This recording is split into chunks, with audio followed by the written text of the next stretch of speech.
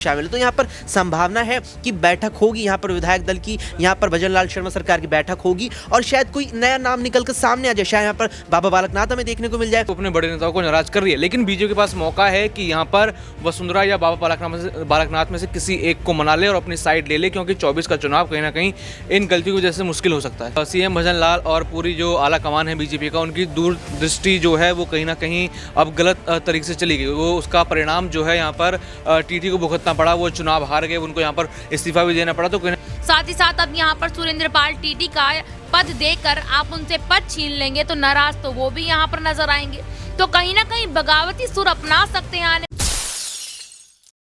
नमस्कार, मैं नाज़मीन खान, आप देख रहे हैं SPN 9 न्यूज़। आप सभी का बहुत बहुत स्वागत है मेरे खास प्रोग्राम बात सच की में। श्री करणपुर सीट भारतीय जनता पार्टी के लिए एक अग्नि परीक्षा से कम नहीं थी। इस सीट पर दांव लगाया गया था कि अगर भारतीय जनता पार्टी जीत जाती है तो पूरे राजस्थान पर दबदबा भारतीय जनता पार्टी का रहने वाला है।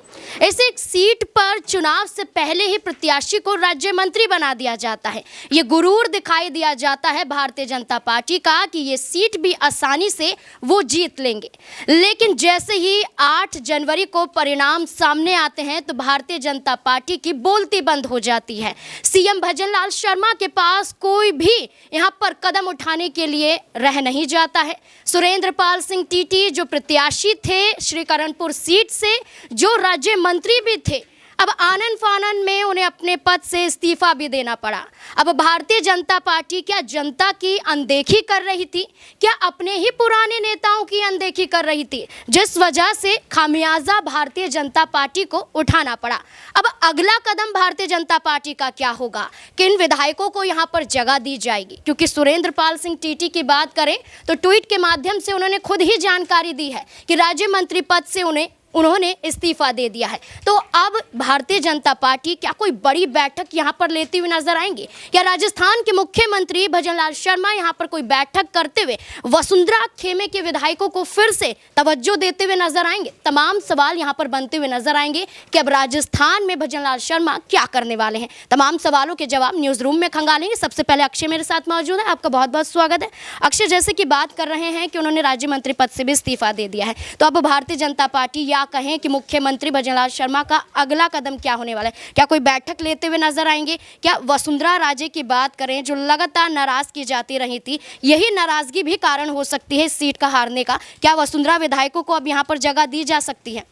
देखिए नाज़मीन, इसमें कई चीज़ें आती हैं मेरी समझ के मुताबिक। आप विधानसभा क्षेत्र से देखिए, करणपुर विधानसभा सीट आती है, चुनाव वहाँ पर हो नहीं पाया था और 2 ही मैं मानता हूँ वहाँ पर लोग थे या 2 प्रत्याशी थे जी मुख्य रूप से जिनमें यहाँ पर मुकाबला था। सबसे पहले यहाँ पर रुपिंदर सिंह जो यहाँ पर कांग्रेस के प्रत्याशी थे और दूसरी तरफ यहाँ पर सुरेंद्रपाल सिंह टीटी।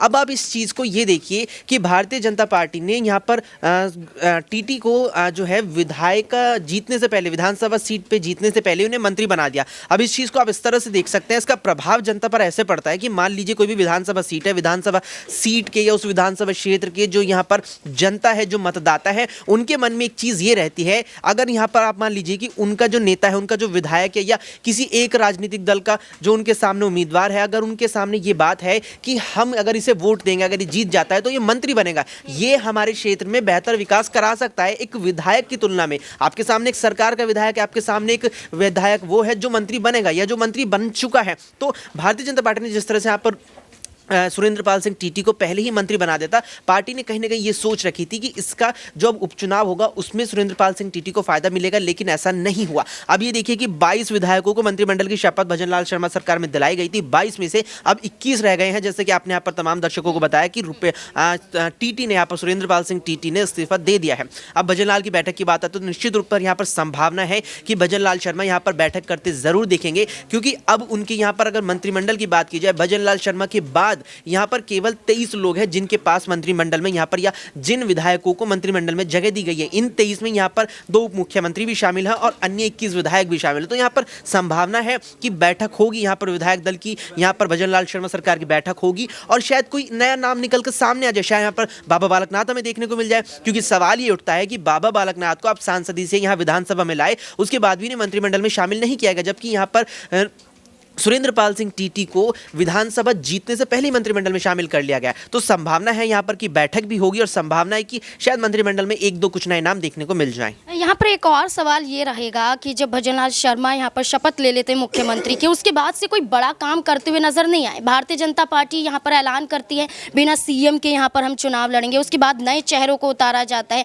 मंत्रिमंडल गठन के दौरान भी नए चेहरों को उतारा जाता है, यानी कि नए नए फैसले भारतीय जनता पार्टी ने लिए, लेकिन राजस्थान में लगातार देरी देखने को मिली। ये देरी भी कारण बन सकता है और कोई बड़ा कदम ना उठाना, क्योंकि मध्य प्रदेश की बात करें तो मोहन सिंह यादव बुलडोजर वाली राजनीति को लेकर आना, लाउडस्पीकर पर रोक लगाना, तमाम ऐसे फैसले लेते हुए नजर आए, लेकिन राजस्थान में ऐसा कोई फैसला लेते हुए भजनलाल नहीं नजर आए। तो क्या इसका भी असर इस सीट के दौरान पड़ा होगा? देखिए नाज़रीन, यहाँ पर मुझे लगता है कि जिस तरह आपने कहा कि नए फैसले हैं, चौंकाने वाले फैसले, मैं कहूँगा शायद फैसले पुराने ही है। बीजेपी ऐसा फैसला 2017 में उत्तर प्रदेश को लेकर ले चुकी है। पीएम के चेहरे पर चुनाव लड़ा गया था, मुख्यमंत्री के कई दावेदार थे और चौंकाते हुए यहाँ पर पार्टी ने योगी आदित्यनाथ को मुख्यमंत्री बनाया था, जो पार्टी ने मध्य प्रदेश में भी किया और हूबहू राजस्थान में भी किया। आपने यहाँ पर जिक्र किया कि भजनलाल शर्मा उस मोड में, उस एक्शन मोड में नजर नहीं आया जैसे मोहन यादव। तो देखिए कहीं ना कहीं भारतीय जनता पार्टी सरकार की एक छवि मध्य प्रदेश में बनी हुई थी। जिस तरह से बुलडोजर बाबा योगी को कहा जाता है यूपी में, ऐसे बुलडोजर मामा की छवि मध्य प्रदेश में बनी हुई थी। तो कहीं ना कहीं जो बुलडोजर कार्रवाई बीजेपी सरकार के अंदर देखने को मिलती है, वो छवि मध्य प्रदेश में थी, जिसको आगे लेकर के यहाँ भजनलाल मोहन यादव चल रहे हैं। लेकिन राजस्थान में अशोक गहलोत सरकार थी और कहीं ना कहीं एक माहौल, एक जो सरकार की छवि होती है, उसको अब यहाँ पर बनाएगी यहाँ पर भजनलाल शर्मा की सरकार। तो मुझे लगता है इसलिए यहाँ पर वक्त लिया जा रहा है कि एक छवि यहाँ पर बनेगी और उसमें कहीं ना कहीं वक्त इसलिए मुझे लगता है लिया जा रहा है। छवि बनाने के लिए वक्त लिया जा रहा है, लेकिन वो छवि बन नहीं रही, बिगड़ रही है। और सीएम भजनलाल की बात करें तो अब यहाँ पर सीधे तौर पर मंत्रिमंडल की भी बात करें तो 21 विधायक रह जाते हैं या कहीं 21 मंत्री रह जाते हैं। अब एक पद की बात करें तो यहाँ क्या वसुंधरा राजे के विधायकों को जगह दी जाएगी या फिर बाबा बालकनाथ को जगह दी जाएगी? दौलत मेरे साथ मौजूद है। दौलत, जिस तरीके से अब श्रीकरणपुर सीट हारने के बाद, इस्तीफा देने के बाद सुरेंद्रपाल सिंह टीटी के, अब क्या जगह यहाँ पर किसको दी जा सकती है? जैसे वसुंधरा राजे को लेकर अक्षय से पूछा गया, क्या बाबा बालकनाथ का भी वो जिक्र करते हुए नजर आ रहे थे, क्या बाबा बालकनाथ को भी ये पद दिया जा सकता है? बिल्कुल, यहाँ पर बाबा बालकनाथ को लेकर बड़ा फैसला यहाँ पर कर सकते हैं जो सीएम भजनलाल हैं। यहाँ पर बाबा बालकनाथ की बात की जाए तो उनको पहले सीएम उम्मीदवार बनाया गया, लगातार जनता का समर्थन उनका नाम दिखाकर लूटा गया और फिर उसके बाद एकदम से सिर्फ मात्र उनको विधायक बनाकर छूट दिया। वो तो सांसद थे, इतना बढ़िया वहाँ पर वो सांसद ही कर रहे थे, लेकिन उनको विधायक बना के छूट दिया। तो कहीं ना कहीं बीजेपी की ये गलतियाँ दिखाता है कि वो अपने बड़े नेताओं को नाराज कर रही है। लेकिन बीजेपी के पास मौका है कि यहाँ पर वसुंधरा या बाबा बालकनाथ में से किसी एक को मना ले और अपनी साइड ले ले, क्योंकि 24 का चुनाव कहीं ना कहीं इन गलतियों की वजह से मुश्किल हो सकता है। देखिए, सुरेंद्रपाल सिंह टीटी ने कहा था कि ये चुनाव तो वो जरूर देखेंगे, तो गुरूर दिखाई दिया, लेकिन भारतीय जनता पार्टी ने दांव लगाया उन पर, उनको ही राज्य मंत्री बना दिया। तो क्या भारतीय जनता पार्टी की वजह से सुरेंद्रपाल सिंह टीटी फंस गए? अब क्या खामियाजा भारतीय जनता पार्टी को भुगतना पड़ सकता है कि वो नाराज भी हो सकते हैं? क्या लगता है?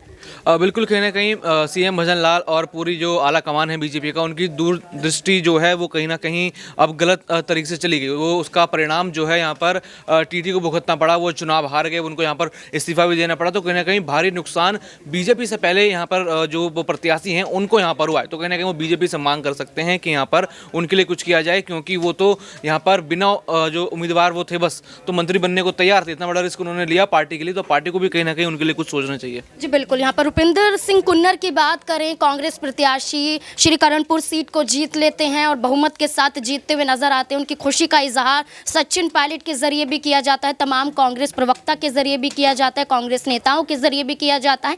लेकिन सीधा सवाल से भारतीय जनता पार्टी पर दागा जाता है कि आपने अपनी वजह से एक प्रत्याशी को पहले राज्य मंत्री बना दिया, अब वो कहीं के नहीं रहे हैं। तो अब क्या कांग्रेस पार्टी की माने तो कोई बड़ा ऑफर भी दे सकते हैं सुरेंद्रपाल सिंह टीटी को? नेहा मेरे साथ मौजूद है। नेहा, जिस तरीके से सुरेंद्रपाल सिंह टीटी की बात करें, अब राज्य मंत्री पद से भी इस्तीफा दे दिया है उन्होंने, अब सीधे तौर पर क्या कांग्रेस यहाँ पर कोई ऑफर उन्हें कर सकती है? क्योंकि यहाँ पर सीधे तौर पर ना तो मंत्री रहे और ना ही कोई चुनाव जीतते हुए नजर आए। बिल्कुल, यहाँ पर देखा जा सकता है कि यहाँ उन्होंने अपने पद से इस्तीफा दे दिया। देखिए, इस्तीफा तो यहाँ देना बनता ही था, क्योंकि बिना चुनाव लड़े आप कैसे किसी यहाँ पर किसी पद के आप कैसे जिम्मेदारी यहाँ पर ले सकते हैं? एक बड़ा सवाल यहाँ पर उठता नजर आ रहा था। और जिस दौरान यहाँ पर उनको ये पद दिया गया था मंत्रिमंडल में शपथ उनसे जब वो ले रहे थे, यहाँ पर साफ साफ विपक्ष का ये कहना था कि आचार संहिता का उल्लंघन करके यहाँ टीटी को मंत्री बना दिया गया। देखिए आप हाल फिलहाल में उनका इस्तीफा यहाँ पर हो गया है। देखिए इस्तीफे के बाद अगला कदम टीटी का यहाँ पर क्या हो सकता है, ये वाकई में देखने वाला है। कयास अगर यहाँ पर लगाए जाए तो वाकई में यहाँ देखा जा सकता है, क्योंकि अगर मैं राजस्थान की बात करूं तो राजस्थान में वसुंधरा राजे भी नाराज नजर आ रही है। साथ ही साथ अब यहाँ पर सुरेंद्र पाल टीटी का पद देकर आप उनसे पद छीन लेंगे तो नाराज तो वो भी यहाँ पर नजर आएंगे। तो कहीं ना कहीं बगावती सुर अपना सकते हैं आने वाले समय में यहाँ पर सुरेंद्र पाल टीटी, या फिर उनको कोई अगर जिम्मेदारी नहीं दी जाती आगे भविष्य में किसी भी चीज को लेकर या लोकसभा के चुनावों को लेकर, तो यहाँ एक बड़ा खेल खेलता नजर आ सकते हैं। जी बिल्कुल, आखिरी सवाल रहने वाला पड़ेगा कि यहाँ पूछना पड़ेगा, क्योंकि ये जो सवाल जो अभी हम पूछते हुए हैं, वसुंधरा राजे के विधायकों को जगह, बाबा बालकनाथ को जगह, क्या लगता है किसको मिल सकता है? देखिए यहाँ पर तवज्जो तो वसुंधरा राजे को देने की बात सामने आ रही है, क्योंकि बाबा बालकनाथ का तो अभी कहीं जिक्र ही सुनने को नहीं मिल रहा। इस बार देखा जा सकता है, क्योंकि अगर वसुंधरा राजे के विधायकों को जगह नहीं दी गई यहाँ पर, तो वसुंधरा राजे अपने बेटे के साथ मिलकर एक बड़ा खेल खेलती नजर आएंगी। बिल्कुल, यहाँ पर बेटी का जिक्र भी हो जाता है, लेकिन सवाल यही बनता है कि अब सीएम भजनलाल शर्मा क्या कोई बैठक करते हुए नजर आएंगे? क्या कोई बड़ा फैसला जल्द लिया जाएगा, या इसमें भी देरी राजस्थान में फिर से नजर आएगी? अगर देरी नजर आई तो क्या फिर खामियाजा भारतीय जनता पार्टी को ही भुगतना पड़ेगा? इस मुद्दे को लेकर आपकी क्या राय बनती है, कमेंट बॉक्स में जरूर बताएं। देखते रहें SPN9 न्यूज़। धन्यवाद।